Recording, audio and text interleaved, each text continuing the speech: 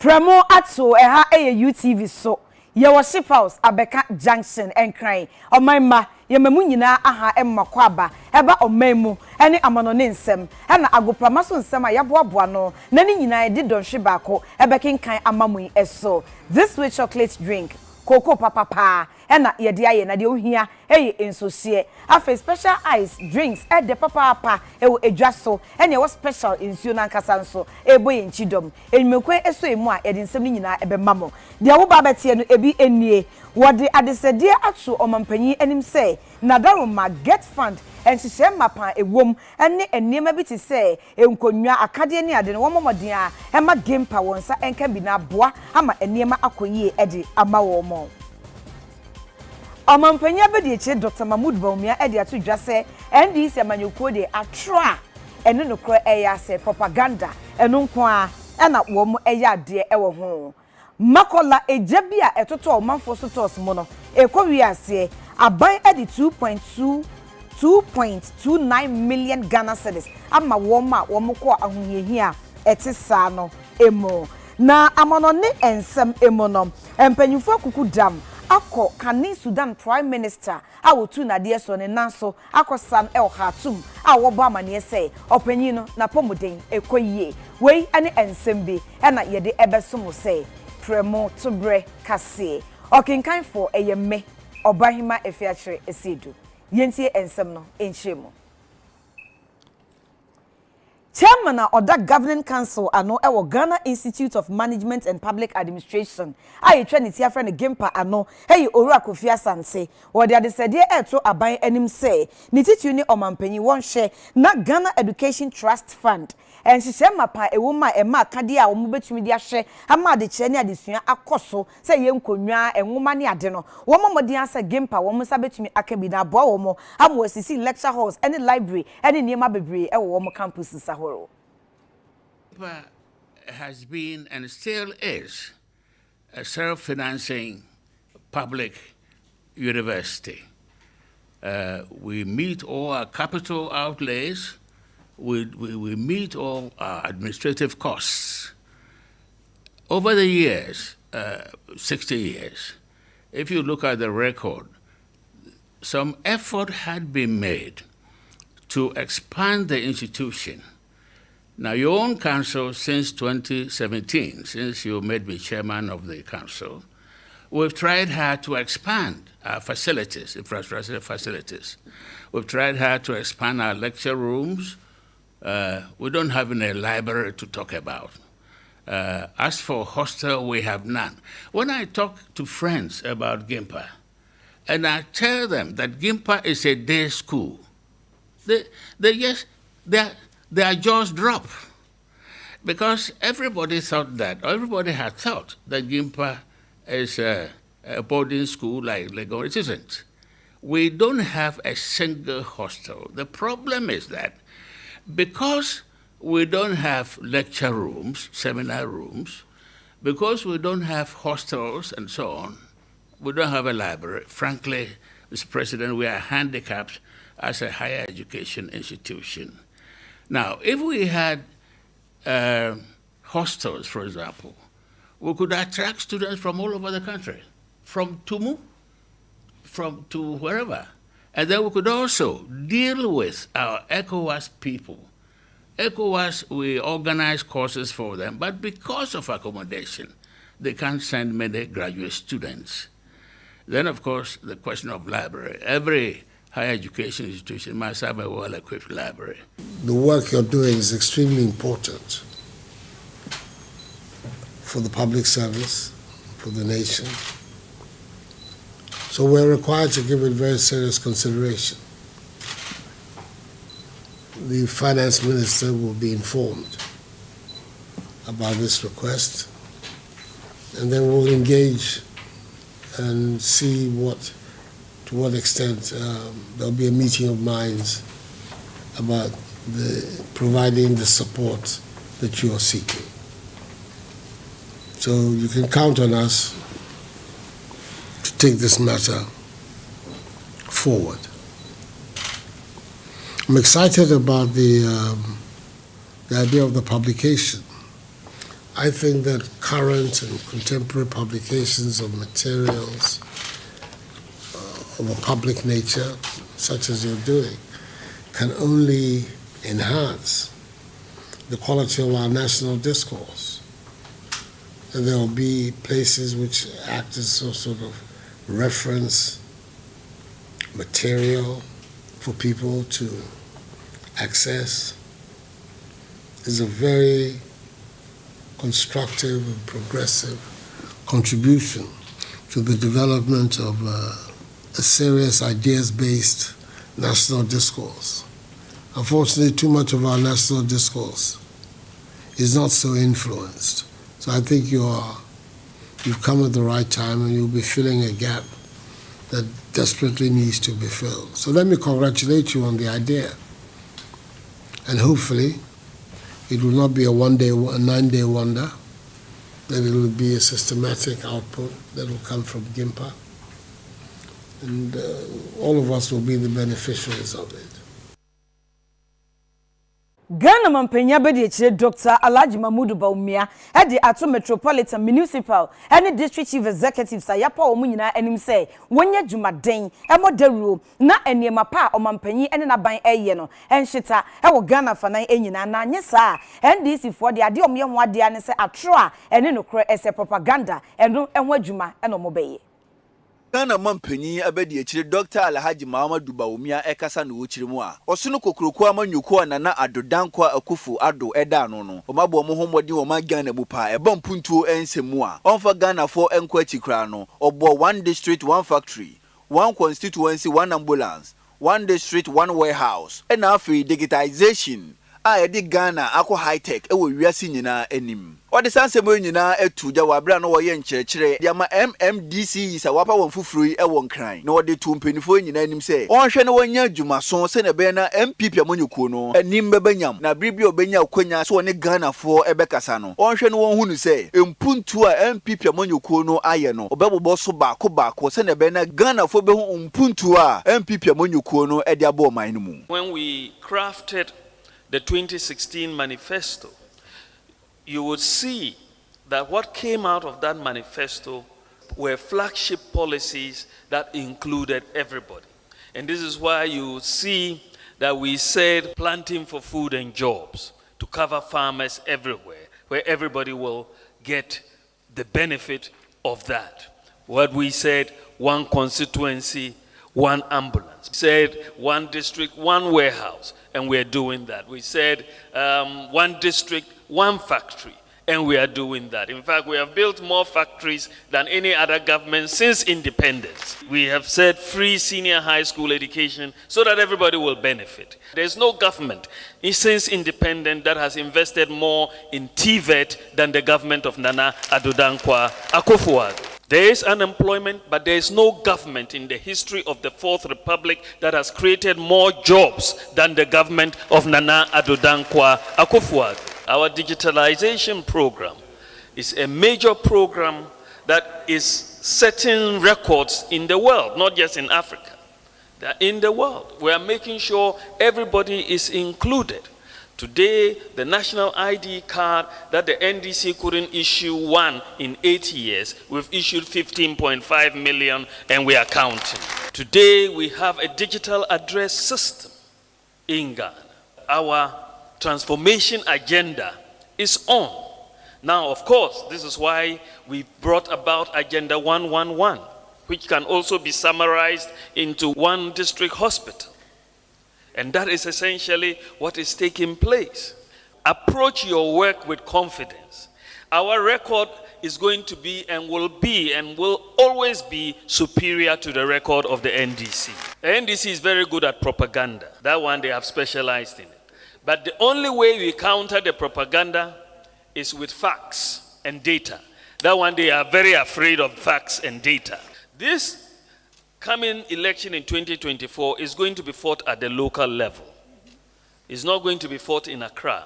So you know the projects. The NDC cannot sit in Accra and lie about projects. When you, in your regions, in your districts, can tell the people what we have done.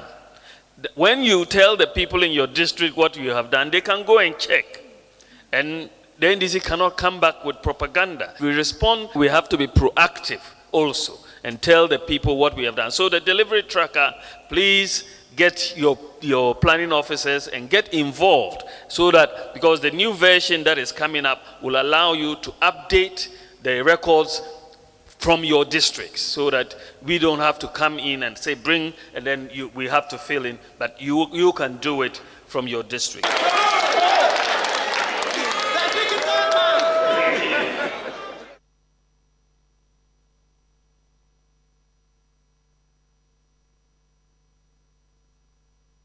Yet what and some so dear na ye call asin wawase ene ne mpotemo na UTV di kan ebo mama ne se headmaster bi a wode suku ano ewo mpotemo de oya ene so de a wode nkudai ene number fuom kokoo fuom adopa ne ade ena chese woje ede ma wo ma ehon sem no aye bibia ewo ho na ye ma ne bofo a osi ya nem eye Oscar Adazi Oscar mahai mejesu bibia boko yankopon adomboko minia ensam na kosi sei fade akamaye minia ba me da se dia ja tudwa no sa na tie yenyina enim asem weti ye UTV sentrofo yakoye hwehwemu ma yakotwe ba ye en se head teacher Mr James Etiakon anya achechefo a wonom eda asen wawa CDA baby school ewo asen not mesinimu ewo fifiri mantemu ye hwehwemu krogin ye beto dwase cheche ni anya achechefo ewo ho eden koda no edo emo ehibidie edua koku ase edo koku ase tu koko edo adopa ka ho nyinemu a ye ko nhwem enu nam so ma ye ka ho asem ewo despite media UTV PSFM ye ka ho nyina wie ye no empenifo etumi so edi yensem yechi ama wo mahu se enhwemu ekoye ye ma ye ka ho asem no eye ne kuretrodo a chese eye suban bone ene kwan bone a na wo de suafo ne faso a ebetumi ama ewumesua ato apen ewo maanyimu eno nam so ama amumu ha empenifo antranso anche entu hwa namu a chese wo manda na mutuo nso kora ejize yetu kokonam ye di ne show enam so ma aipenfo ahwe wumusia so wo man Ghana ha etu santen akọ asenof ema wonum ede eye tumi akọhye Mrs Juliet Otame ano se maame a wono na ye education director ewa asenof no entamana so wonni head teacher no chese wondi motuno from head teacher to teacher and pimpempe ameno kasei head teacher Mr James Etiakon wom di video na yekoye nhwem ko twa nya de kire no wajin kumso na tumi sampa ono anadi omokoye na ahimfofo ne kan say na ade ni nyina na eti education mlanti empempren wonye head teacher biom ye tosu mienu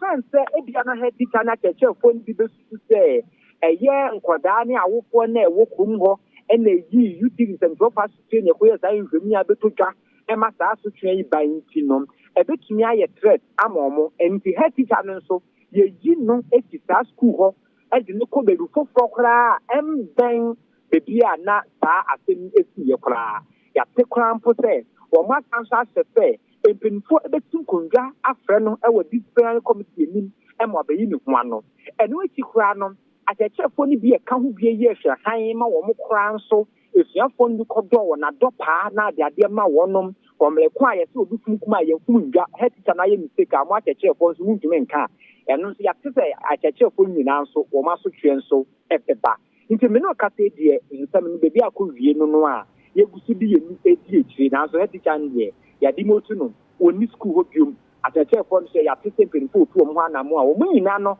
ebeka kotue mu ewo disciplinary committee nim ye die ni di ekire na de bekinde bebia no bi mfa nka me ye tiefo na infirme beto dwa no sa na kwakosi minyaba Oscar yedase obo adwuma ma results aba na yenya ne ntie se eja ahye maame bi anante sa eye ne kretrodo maame ai ni amanfota de bonsen ne oba peni anti adwoa na wote eye asen dansame a chese enu ben asia sempa na ye ni kromienu no wota so ba sempa na yankasa na semi esi de temsa maame na wa kwantuo mu ena yale kakra kan no ehwemu chese yale no na eye nufura yade na afene nkoda ni eni ni nchen endra anadwo ebo pese no miensa mekante ahomachi ampoa ena bo ewusie bi eti maame de mo nfani a sebe wonhu baby a wodi na nifa sabi wo hu se ija no eso wo epono he eso wo he maame abrewa a wodi mfie beye eduoson na ne mbre awrakosam ne se maame edadem ho etiatia mu ejai no na emu awrem nti se nyamanfo ka na wo hwesi na ija no wadin na wo bia ntumi enwura ko na evi owo no de ba baby a odunde dwumekuo no wo e wa tinfo so emu wa ne jana no wadin na manfo bo ho mo so betumi edum na so mantumi nti maame abrewai eja etumi ase no kra chase atse ne kra maame no ka sei wa femu atoa na nanom ewensie do empempre de wom de mu na koto tin fansa sapia ena pe nadmofo nya posifu a ewo asen kosu ne asen no a chase ni na no asen eye da tempa na ye nadmofo ni na hwe kwan se obi nsumu ama beto jade ye oya ejai etimi ba ye abehye maame ni tie nyina tra akofie foforo kwa na maame wa femu ato na no ma wanse de ma akoya wrokosem no manfo tue jajo no omuchiri so ngusu ye hwehwemu ade de tinde bebia no eja wo mbeto ye nkra YouTube nsɛmtwo fom de ma yen na yen so yin bi ede ama yetiefo nti mi na ya wrokosem wo ti e wa na sempa na ya maame abrewa na mpa eja na hye no ma femu ato na no e wanse ye do Oscar bema mo ene ejuma o. Ya mani bofo Oscar Adaudazi o de bo baako ekum enoma emieno. Yentoa ensem no eso. NPP General Secretary hey Owura John Boadu asema o de etu dwane say so wo hwe NPP aban memmo mfihie num entem e wo man emu a obetimi akase enema waye no eso bi emada. Church for Penny Edma NPP amonyuko no any Owura John Boadu okasa ewo NPP amonyuko enhyemu ekoso ewa santemantam adjuso emu no na wochirimu a NPP amonyuko na bono homode bampuntu ohun sensem ewa santemantam a nanso NDC amonyuko no enam etum futuro edugu ganafo ani se enya ade a MPP ayehwe ede ma asantemantamfo wei na Church for Penny John Boadu editu dwase sansensem no nokure bi anim ofa akonya no so ekirekire mpuntu dwuma waye ene ne oguso a woye ede ma amanfo wa santemantam say eno kind.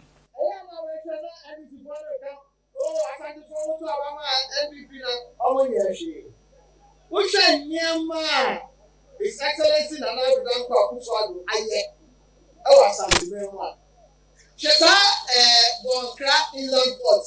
Kufo Breso ana ewo se ye ase. NDC by 8 years so we dey am Nana Danko Akufo-Addo na aba no di loan over $330 million and Ayere Bonkra Inland Port. Kumasi Inner City Road that's we Mogu the airport. Phase 1, 2, and 3 of Kumasi Airport, Yobusua, the inner roads, Korobu inner roads, Kumasi Road, Usuta Bekosu Road, maternity block of Anoche, Yobusua, for 48 years, Yen Nayaba, maternity block. You say you hear the choir any municipal hospitals. I'm going to try and I'm going to warehouses, better 15 years in this region. Before estate for Oyoko, you perform and your SAS, NDC buy for 8 years. Over to maybe your body, your baby. Send to 2 estates was a foreign for when you're to me. Yeah, come 1D1F project. The Bonsu Wood Processing Factory. Tissue factory at Padre East, Gavin Oil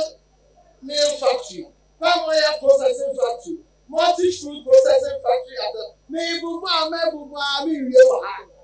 what I said, I find I buy a muro, you're near Santima, and year,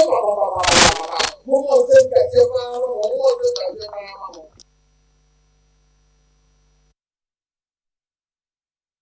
Ye call Baba Yara Sports Stadium ewo Kumase na amane bone kire se emabunu bebre e na woman ni abra koye ka ewo ho adan ya Ghana Immigration Service for a screening na enne ene da etwa tonto mu nyina akoguo e hwe ba bia esusuan e de bodoba ebefa na yamane bofo osi ya nem eye Prince Kwadwo Boadu o de amane boyi e maye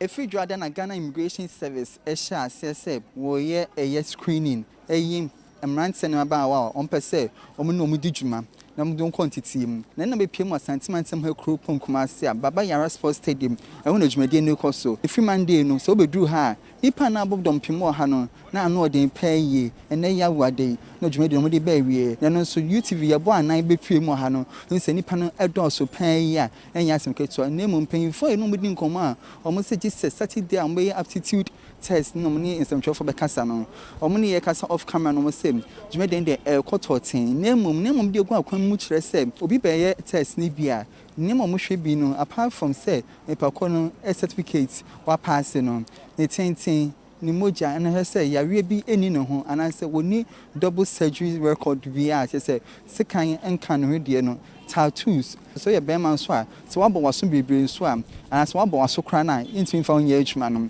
an kwasem ye ba na manfo ejina wiem a dwumade no ekoso omo hwe say bedu omo so na say omo so afa screening nim ye ne amanfo ni bi a omo afa test nim so din komo e bi sa wo omo say the dwumade no so eko. I came here as early as 3 a.m. Very smooth because previously when we were in the house we heard there's a whole lot of people out here. The place is very choked, but actually I think today being the last day there's a whole lot of improvement in it because I can see that the queue is moving very fast, so I think there's a whole lot of improvement since Monday. Came here around 3 a.m. You could see that some people will be going through whilst we were in the line, but I think that generality as well. They just said that I've been disqualified after verifying my slip and my height. When it got to the body selection, they said I've been disqualified. It is well. I think that that's how it has to be. The system is working, so I'm okay. One something better ha. Your brain inside and it was a little bit stress kakra. But your room be okay. We do webinar something network and a man never slow down. I see the asaba. It's me. It's my media. About 4 o'clock, any panadol of Timmy Susana. I better say, I was saying because you see me height, me draw, nipper, me watching on Moses from me, almost me with miss me watching nipper, and so I kill him. As this thing that's just happening, I have to just find a way how to do something different. Maybe I had no man now much. For the baby, okay. Just a full process, so for long, and they very okay.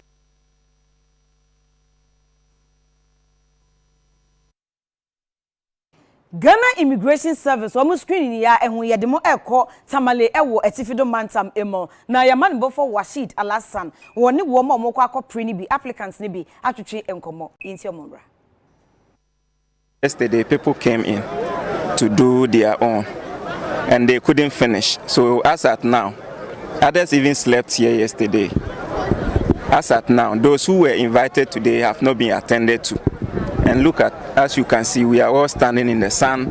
the scorchy sun. This is Tamale. You see, imagine, look at the sun. And we are all, the stadium shade, instead of us to sit in, we are all lined up. And no one is saying anything. So we don't know our fate as now. It's possible that most of us will not be attended to because looking at the number and yet we haven't started anything. I'm sure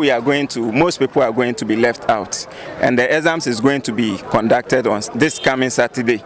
And when you are not able to go through this one, automatically the system is going to cut you out. Maybe an upper way around 5 a.m. And some buy a queue need doors one casa. Omokra and round mobile no. Omo nsimi anwie omo nti anopa we was almost sign e babium nti ya ba enene de yegusu wom sa yenim say yebetimi akoso na say just a sambo ochina but so far de obi anya attended to yente hwi yemfi management no ho so yegusu twen me whatso ho and so me ba 5 a.m. and so still queue no enko kra enko. So far when we came since morning, the crowd is not easy, but we have been trying our best to follow the queue as they asked us to do.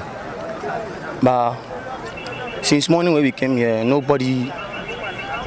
from those who were called today has now entered. They are still concentrating on the people that came yesterday. But we don't know, maybe they will attend to us or not. But we are still following the queue. You can observe how crowded the place is, and it's like we are more than 1,000. So I'm wishing everybody the luck and the best because we don't know who is going to be choosing and who is going to be disqualified.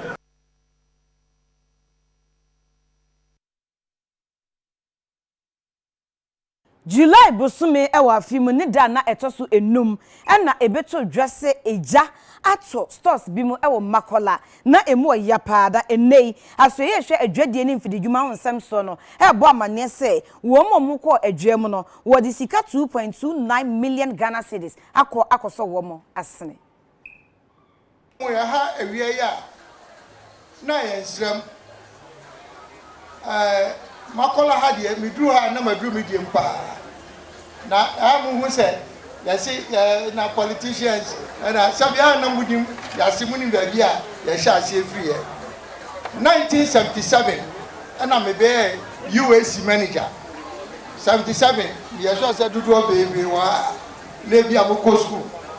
1977 na me UAC manager enti Makola ha de menu ana na ti ha se ana je se mawurawura mu ana ya me dia bedu ba bia madu enti me dia me ka mo pa enti kwan bia me fa so a me peja Makola bia no na ye na mo djuma no so akoso aban afeni e keka yensa adwuma da so aso mo amonim nanso so me hyambo bi se me begina mampanyina na mu no ma hyambo se yenga mo kwa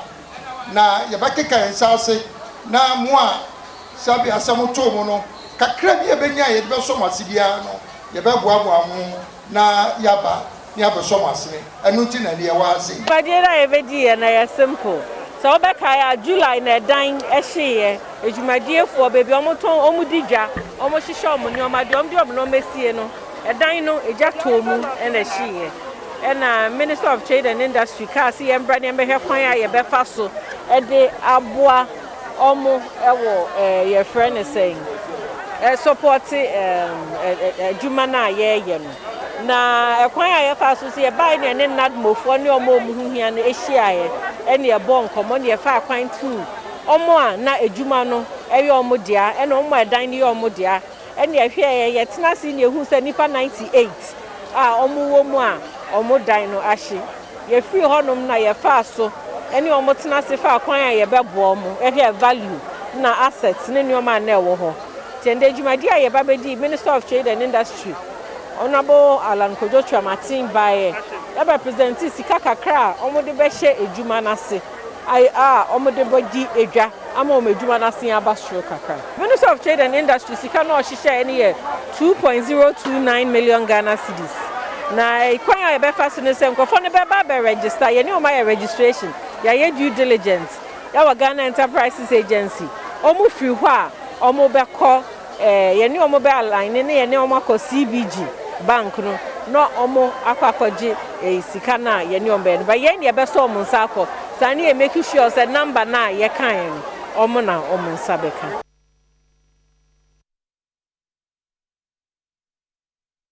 National Insurance Commission woma ye nchechire hedi afafa insurance eho ama companies bebre a wom edi dwuma ewo insurance no emo na best assurance so eka ho bia empanyifo edi to anim say ya woma woni enko ekwan wom befa so na wajapade wom de ahye insurance mekuo ensa bebia enipa ekodi dwa ekoto ade eko asore edi nkitanwo ewo wo bia no ese so mo wo insurance cover say bia atorenchem bi to say bia ewo ejato say bia ewo bubu ana bibia ombe wo insurance be cover say buildings na wo no dan na wo no nyina so mo insurance afa so mo ye insurance ema obi bia obeba obabedi dwa na bedi nkitanwo bia so ni pan be pra say bia cap no kita na bia bibi kobo ne kan mu say bia obe pra so obewu ana bibi no ya wo insurance e fe no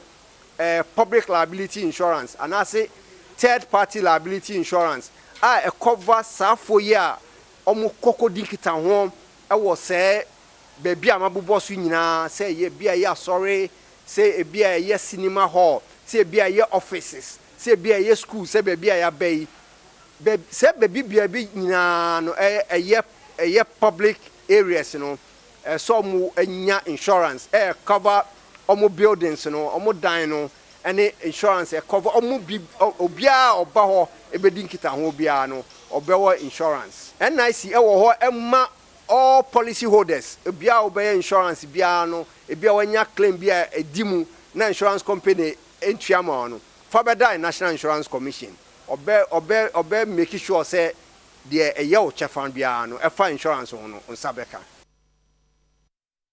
Yako Asante Achim South Mensin Emo na ohina wo chempo eye odefo owusu atrema autoso emiensa wode ato aban adehia wo mfi chempo eni omanfo nyina enim se na nanom hemfu etu anamo bi se de be ya obetimi awie suku ede ama omanfo a wo mo ewo ho enso wo mo twe a emma omanfo de emfi opem emetai wo mo echi Wahini awowo kwadu twom ene chempo ye wo Asante Achim South mensimu ne odefo owusu atrema wotoso emiensa wode ato aban no wonu eka bi eduru dwomu ene chempo emma ewo Ghana ene amanoni nyina anim se wo meboa nananom se be ya suku ya wopese wosie no wonu betimi asiewie wo kiremu a wo se wonu ye mpuntunyuma wo se ene na woni supa wonu ayebi communication tower wonu SCB classroom blocks wonu asisibi esanse aban no nko a entimi nyeni nyina enu nti ene wo ye bidiaboa na sese suku dan bi wo de wo se akere yie na ne aye no so aye dada enu nti no to nsa e de afre chempoman nyina se wo mra meboa na wonsi wo se enye no nko police station so wo hia bi se be ya abonefo sem bebrebe no esu betimi ate ensem we nyina wo de tudwa ebra na wo di nimfie enum afidida wo de no esi edwa so be di akonyan ye di dwuma de bi si ene so na me adaroma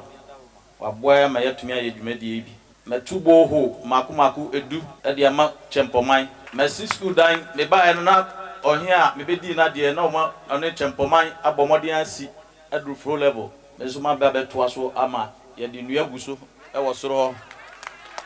enkola no nua dan amukom school no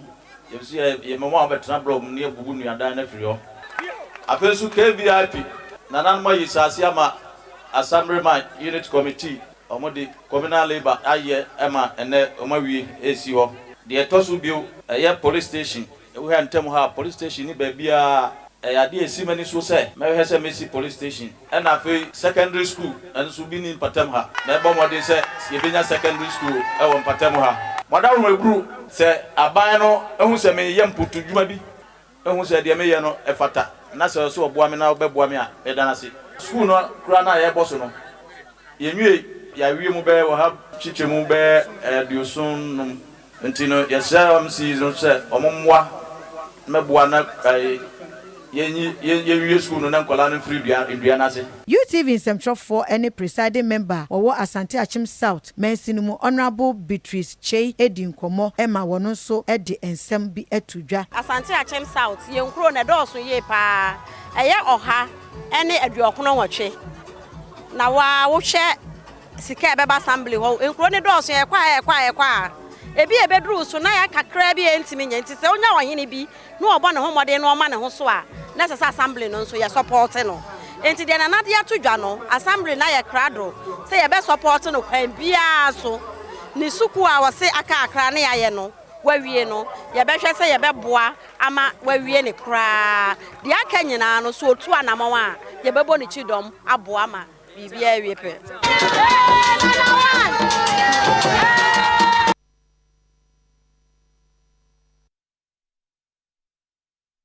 Empanyifo wo muda ensanwom female prisons anono omo de adesede etu dwase omo hia sika pa ema wo ho che omo sanse se kobase prison for man bi mpo eyare a na ye den so obenya sika e de ato enuro ama wo mo ano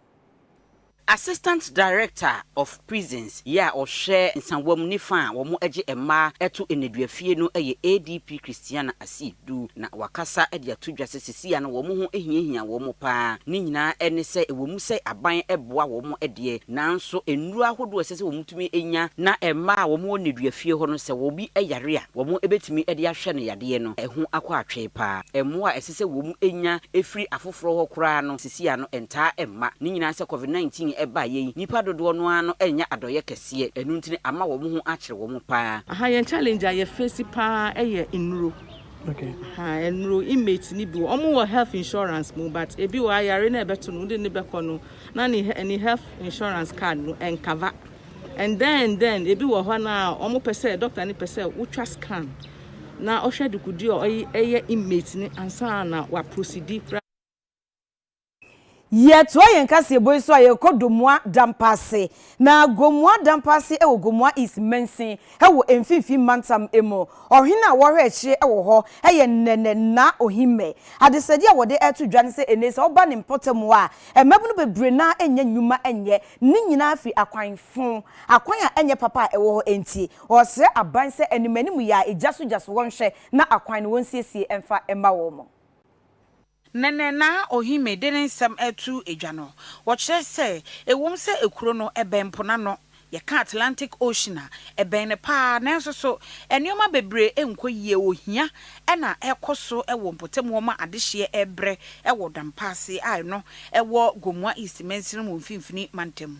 mankrado ene opanyina wo no na ehwe akire se ohene ewo ho ekasa no wo se ohia adokro wo manfo papa adwuma nhyeda enkoso eyiye wo kire se wonom wo resort bebre ene wo empona no na nso akwan a enye nti no enam so ama wo madwuma no egu eno ena no wo kire se gomwa dampase ekosi kokro bite efamu akosi nyenya no kwan no enye eno ama resort ahodo a wo nyina no wo madwuma no egu eno nti obesra ban ne se won fa na nibre so na omesom eno achi chip compound a wo fiti ase enka ne mampanyi mahama abre so no aka ho apomuden ho nsam so ehia eno so osre se empanimfo nhwe na wo munye bibi mfa ho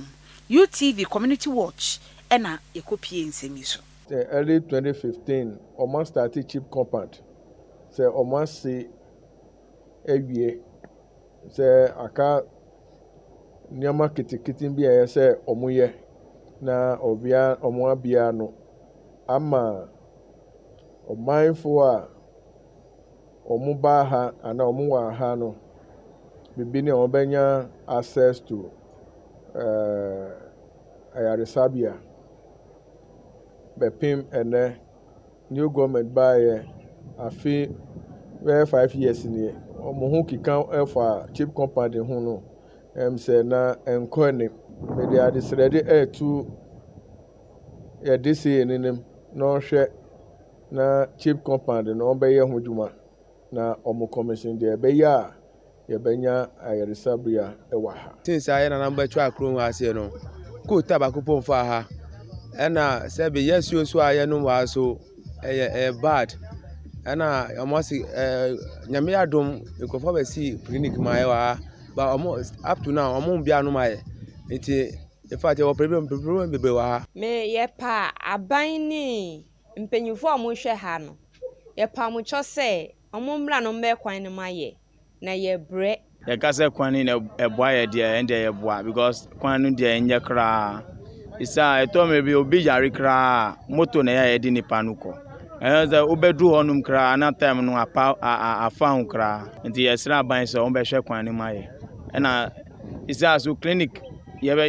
clinic ye ka so mu ye ma ye o ma ye clinic no na so still a mu bia no ye nti isa obi yare kra ti se ye be free ana ye be call different town asana nipa na kwanya hu to honum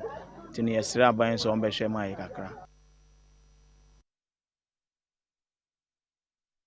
National Insurance Commission womo ene MTTD aprosifo abomodin ade nansa asiwo a womo edi dwuma bi ewatimpoku ewo asuojama mensin emo afi so menya eno so yilo krobo ewo epoe mantam emu na de wo ye ene se ahyen a womo insurance enye papa no wo chichisa ahyen ni nyina na ebi won so a womo kanea ne ho wonsem bebre eno wanomon na mpanyifo etu